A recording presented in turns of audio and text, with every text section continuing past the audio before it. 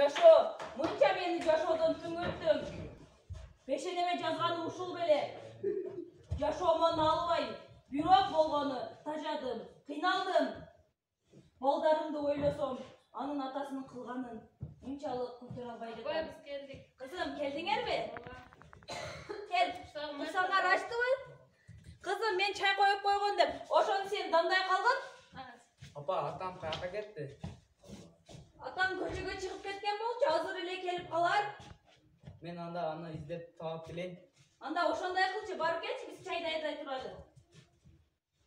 Кызым, чай даярдап турчу мен. Кирлеримди жууп коеюн да. Сен келгенге чейин мен эч нерсеге жетишпей калдым. Ооба, бүттүм.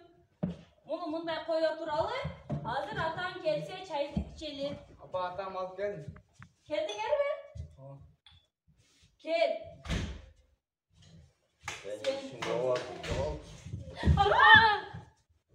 Жок, кызым, менде баары жакшы. İşin boğazım önce. Kızım, sen çay daярда tur. Atam жакшы жок. Kızım, eç nese болгон жок. Sen балдардын көзүнчө мындай кылбайчы, балдардын көзүнчө урбайчы. Балдарың sen үчүн бала.